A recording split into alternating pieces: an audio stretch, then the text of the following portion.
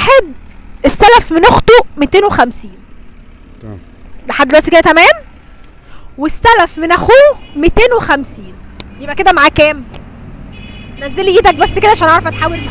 كده يبقى كده استلف من اخته 250 ومن اخوه 250، يبقى كده معاه كام؟ كده 550. 250 و250 550 500. 500. حلو. راح اشترى موبايل ب 450، يتبقى معاه كام؟ 450 850. 450 من ده ضايع في الحسابات. 450 من ال 500 هيتبقى كام؟ 450 و500 قولوا 50 50 50 50. سلف صاحبه كام؟ 30 جنيه، هيتبقى معاه كام؟ ايه الشطاره دي؟